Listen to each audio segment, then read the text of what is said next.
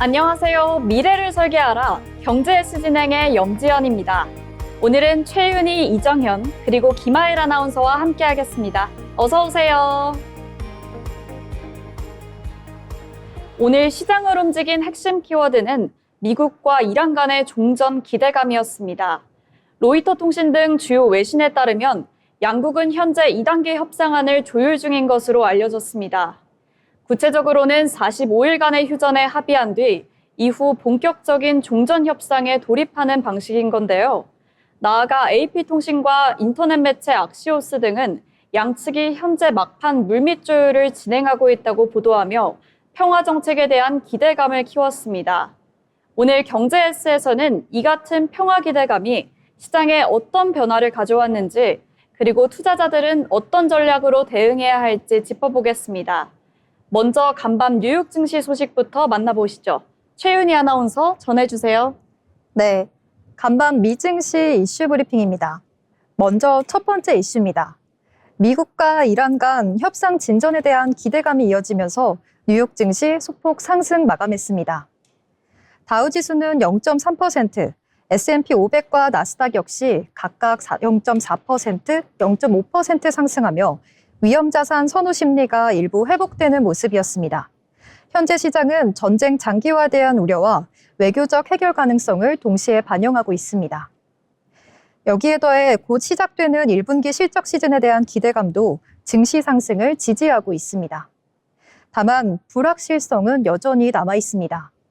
트럼프 대통령은 협상 타결이 이뤄지지 않을 경우 이란의 에너지 인프라 타격 가능성을 언급하며 압박 수위를 높이고 있는데요. 이처럼 외교와 군사 리스크가 동시에 존재하는 상황에서 시장은 완전한 안도보다는 조건부 낙관 상태에 머물러 있습니다. 국제유가 역시 이러한 분위기를 반영하고 있습니다. 브렌트유는 배럴당 109달러 수준에서 상승 흐름을 유지하고 있지만 협상 기대감이 작용하면서 급등세는 제한되는 모습입니다.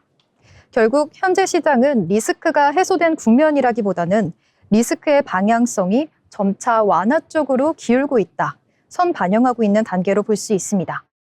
두 번째 이슈입니다. 글로벌 에너지 시장의 핵심 변수였던 호르무즈 해협이 완전히 봉쇄된 것은 아니다라는 분석이 나왔습니다.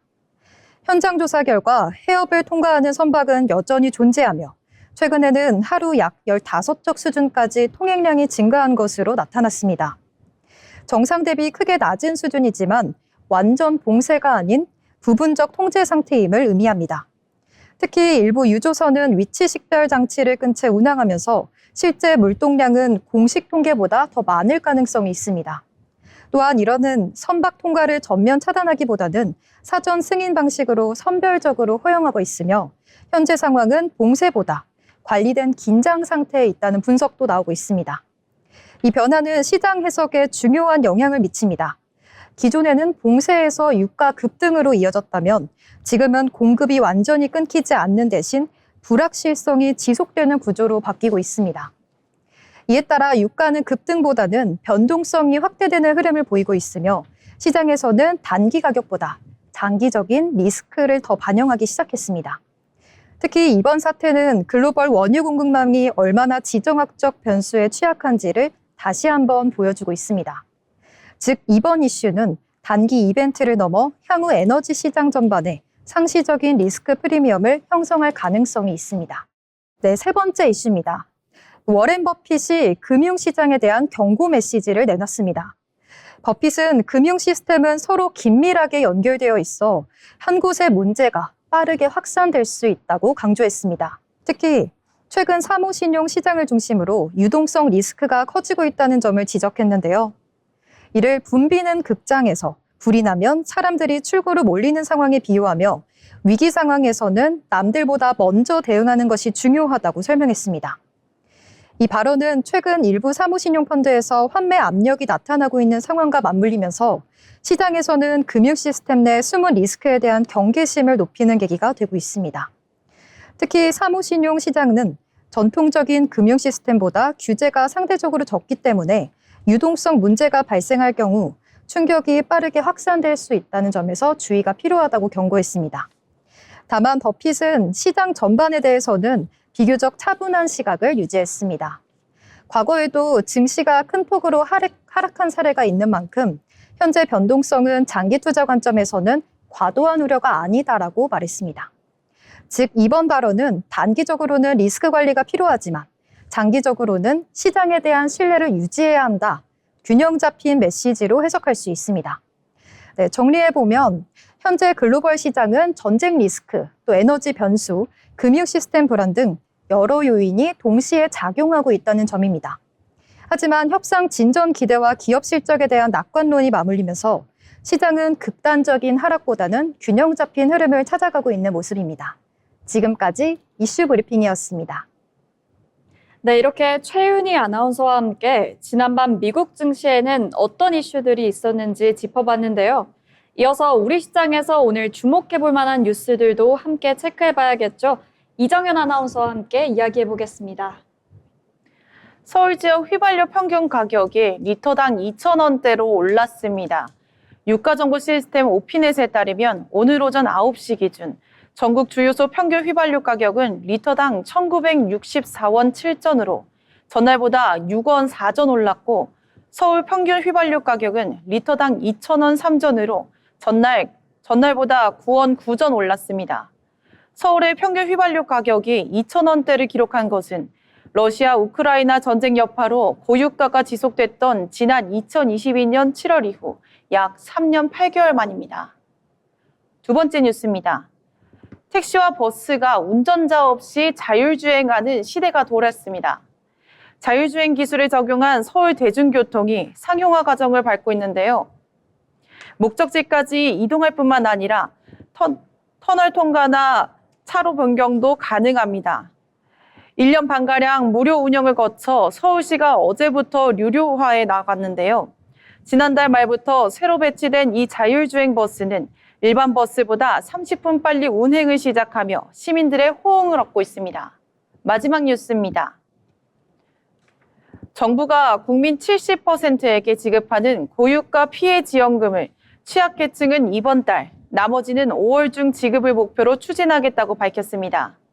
박홍근 기획예상처 장관은 이날 국회에서 열린 예산결산특별위원회 전체 회의에서 일반 국민이 지원금을 신청할 수 있는 시점이 언제냐는 노종면 더불어민주당 의원의 질의에 2단계로 볼 수밖에 없다고 밝혔습니다. 박 장관은 이미 행정 데이터가 있는 취약계층에 대해선 4월 중 지급을 목표로 할 것이라고 설명했습니다. 정부는 소득 하위 70%에 해당하는 국민 약 3,580만 명에게 10에서 60만 원의 고유가 피해 지원금을 지급할 계획입니다. 지금까지 뉴스 브리핑이었습니다. 오늘은 고유가 흐름이 이어지는 가운데 시장에 미치는 영향과 함께 자율주행 기술 확산이라는 구조적 변화까지 살펴봤습니다. 여기에 더해 정부의 지원 정책까지 맞물리면서 향후 소비와 산업 전반에 어떤 변화가 나타날지도 주목해볼 필요가 있겠는데요. 이렇게 저희가 전해드린 다양한 소식들 참고하시면서 언제나 성공적인 투자 포트폴리오 구성하시면 좋을 것 같습니다. 아울러 본 방송에서 제공하는 정보는 투자 판단에 대한 조언일 뿐 해당 종목 가치의 상승 또는 하락을 보장하지 않습니다.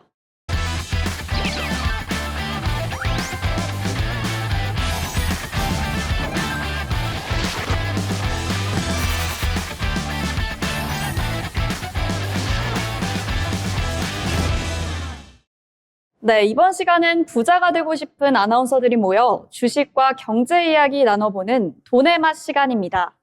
먼저 국내 증시 마감 상황 알아보겠습니다. 김하일 아나운서 전해주시죠. 4월 7일 화요일 국내 증시 마감 시황입니다. 공동지역 긴장감이 이어지는 가운데 시장은 여전히 높은 변동성을 보이고 있습니다.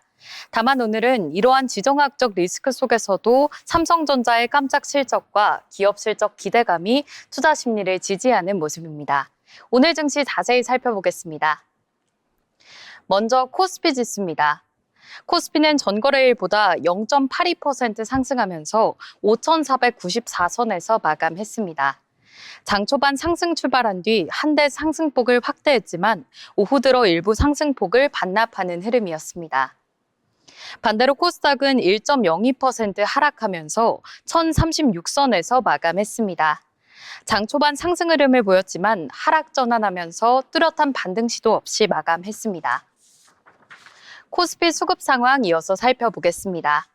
외국인이 4천억 원 넘게 순매수하면서 시장을 이끈 가운데 기관과 메인은 동반 매도에 나서면서 수급 주도권은 외국인에게 집중된 하루였습니다. 코스닥 시장에서는 외국인이 약 1,700억 원 넘게 순매수에 나섰습니다. 반면 기관은 1,200억 원대 순매도, 개인 역시 소폭 매도 우위를 보이면서 수급은 외국인 중심으로 유입되는 모습이었습니다.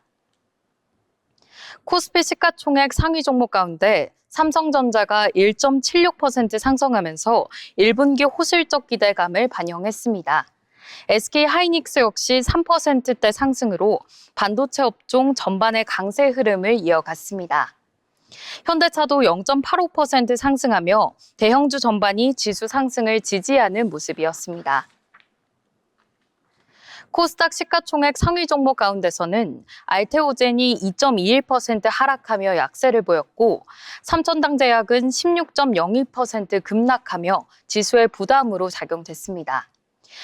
반면 HLB는 2.15% 상승하며 일부 바이오 종목은 차별화된 흐름을 보였습니다. 당분간 시장은 지정학적 리스크와 함께 본격적인 실적 시즌에 대한 기대감이 맞물리며 종목별 차별화 장세가 이어질 것으로 보입니다. 지금까지 국내 증시 마감 시황이었습니다. 네, 오늘 시장은 삼성전자 실적 기대감 속에서 코스피는 상승한 반면 코스닥은 약세를 보이며 차별화된 흐름을 나타냈습니다. 외국인 수급이 시장을 주도하는 가운데 업종과 종목별로도 뚜렷한 온도차가 확인되는데요. 그럼 오늘 장에서 어떤 종목들이 주목받았는지도 살펴봐야겠죠. 먼저 최윤희 아나운서 어떤 종목 준비하셨을까요? 네, 오늘의 특징주는 NCN입니다. NCN이 삼성전자 어닝 서프라이즈의 영향으로 강세를 보였습니다. 삼성전자는 올해 1분기 영업이익이 전년 대비 75% 이상 증가하며 시장 기대치를 크게 웃도는 실적을 발표했는데요. 특히 반도체 사업이 실적 개선을 이끌면서 AI 수요 확대와 메모리 가격 상승에 따른 업황 회복 기대감이 반영된 것으로 분석됩니다. 이 같은 흐름 속에서 메모리 업황이 본격적인 상승 사이클에 진입했다는 전망이 나오면서 관련 반도체 및 IT 부품 기업들로 매수세가 확산되는 모습입니다. NCN 역시 이러한 수요의 기대감 속에서 주가가 반응하고 있는 것으로 보입니다. NCN은 자동차용 블랙박스와 영상 보안 반도체를 주력하는 기업으로 자율주행 기술과 연계된 영상 처리 반도체와 소프트웨어 역량을 함께 보유하고 있습니다. 특히 자회사인 넥스트칩을 통해 차량용 반도체 사업을 확대해왔으며 최근에는 ADAS, 즉 첨단 운전자 지원 시스템 관련 기술 경쟁력도 강화하고 있습니다. 이에 따라 단순 IT 부품 기업을 넘어 모빌리티 반도체 기업으로의 성장 가능성이 부각되고 있는 상황입니다. 결국 이번 상승은 삼성전자 실적을 계기로 반도체 업황 회복 기대와 자율주행 및 차량용 반도체 시장 성장성이 맞물리면서 투자 심리가 개선된 영향으로 해석됩니다.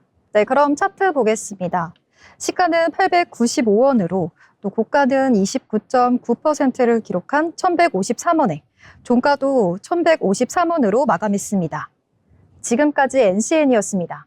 네, NCN은 삼성전자 실적 호조에 따른 반도체 업황 회복 기대와 자율주행 관련 성장성이 부각되며 주가가 강세를 보였습니다.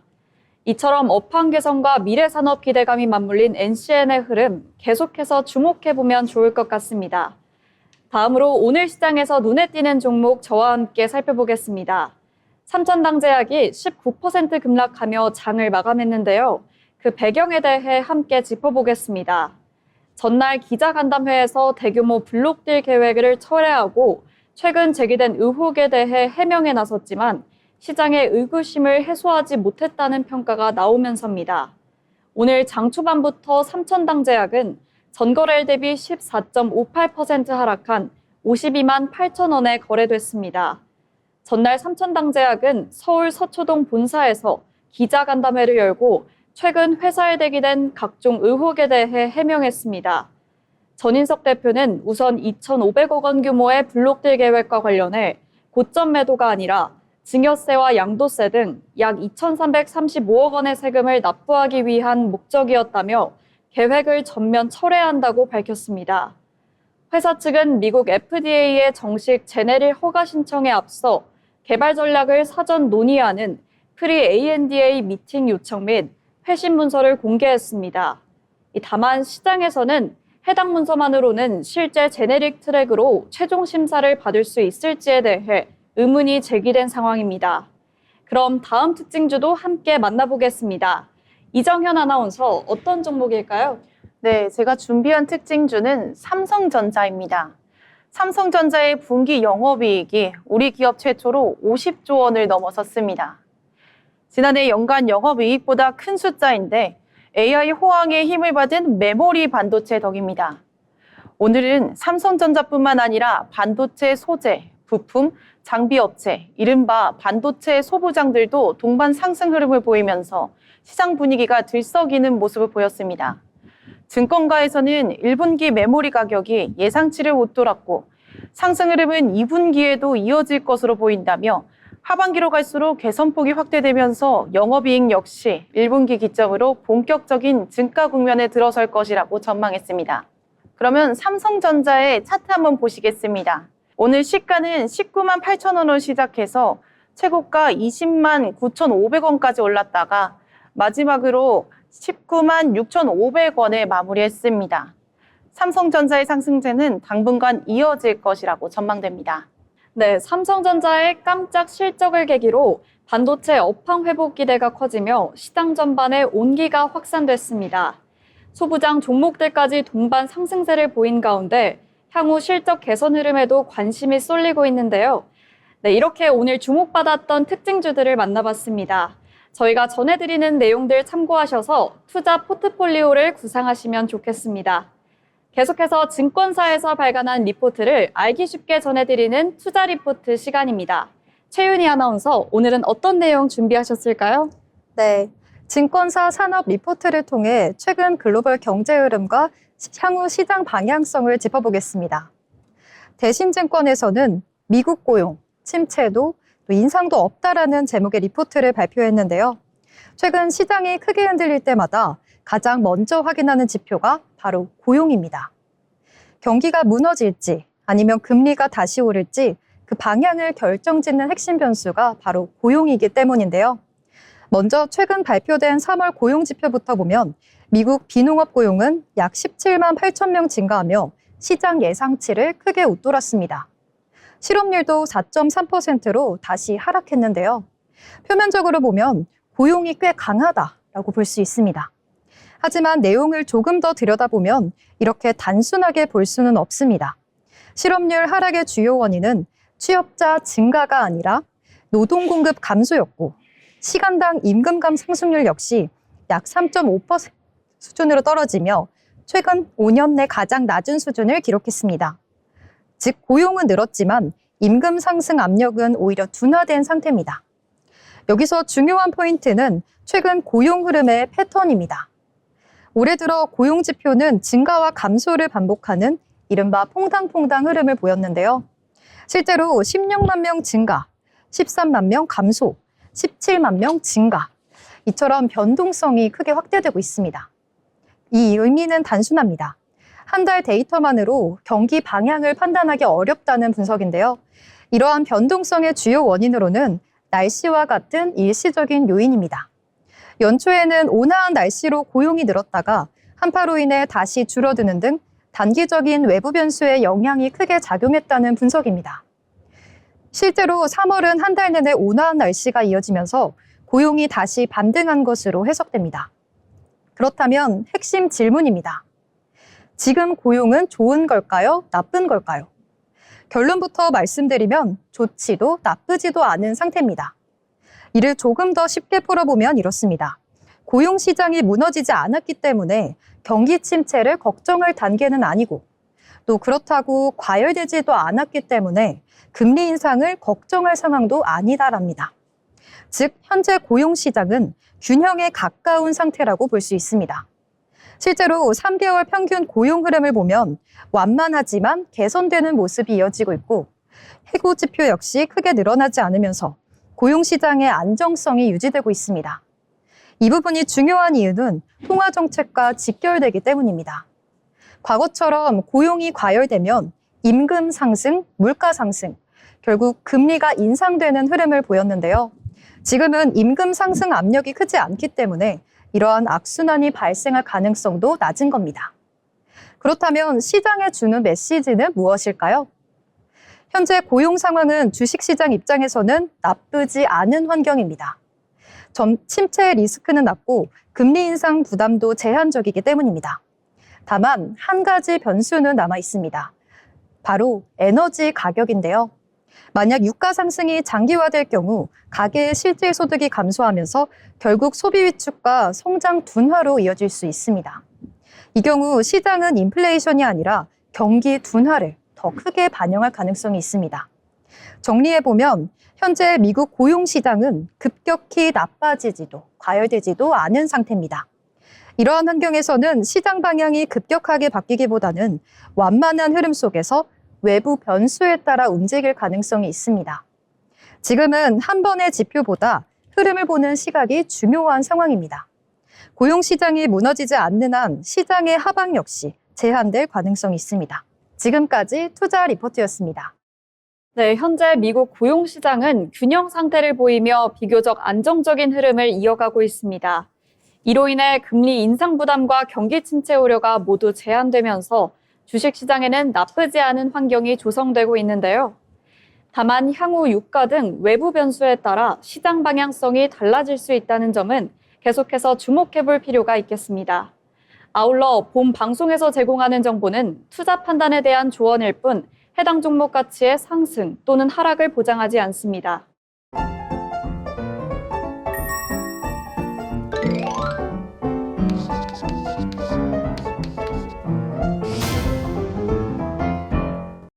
네, 벌써 오늘 방송 마칠 시간이 다가왔는데요. 그럼 마지막으로 오늘 시장을 한 줄로 요약해 보도록 하겠습니다. 먼저 최윤희 아나운서부터 오늘 장 어떻게 보셨을까요? 네, 저는 오늘 시장을 불안과 기대가 충돌한 변동성 장세라고 정리해 보겠습니다. 중동 전쟁을 둘러싼 긴장감이 여전히 해소되지 않은 상태에서 투자 심리는 쉽게 안정을 찾지 못하고 있는데요. 여기에 외국인과 기관의 매도세까지 더해지면서 지수는 상승과 하락을 반복하는 흐름을 보였습니다. 다만 삼성전자 어닝 서프라이즈를 중심으로 반도체 업황 회복 기대가 이어지면서 시장 하단을 지지하는 모습도 보였습니다. 결국 오늘 증시는 뚜렷한 방향성을 잡기보다는 대외 변수에 민감하게 반응하는 탐색 구간에 머물렀다고 볼 수 있습니다. 이 불확실성 속에서 다음 주 시장이 어떤 방향성을 지켜볼지 계속해서 지켜보겠습니다. 네, 그럼 이정현 아나운서는 오늘 장 어떻게 보셨을까요? 네, 저는 오늘 시장은 쉬어가는 타임이라고 생각했습니다. 삼성전자의 깜짝 실적 상승으로 반짝 상승을 기대했지만 증권가에서는 미국이 제안한 휴전 협정을 이란이 거부하고 완전한 종결을 요구했다는 소식이 전해졌다며 이렇게 시장이 잘 움직이지 않았던 것 같은데요. 앞으로의 이런 지정학적 리스크가 완화되고 난다면 저희 삼성전자를 비롯한 여러 가지 반도체 소부장들도 급등할 거라고 생각하고 있습니다. 네, 두 분께서 오늘 장을 잘 정리해 주셨는데요. 요약해보자면 오늘 시장은 변동성과 지정학적 리스크 속에서 방향성을 모색하는 흐름으로 정리해 볼 수 있겠습니다. 불안과 기대가 공존하는 가운데 삼성전자 실적을 중심으로 한 반도체 업황 기대감이 시장 하단을 지지하는 모습도 확인되는데요. 저는 이러한 흐름을 기대 속 관망 장세로 보면서 당분간은 뚜렷한 방향보다는 재료를 확인하는 흐름이 이어질 것으로 전망해 보겠습니다. 이 흐름이 내일은 어떻게 이어질지 지켜볼 필요가 있겠습니다. 오늘 방송은 여기서 마치겠습니다. 시청해주신 여러분 고맙습니다.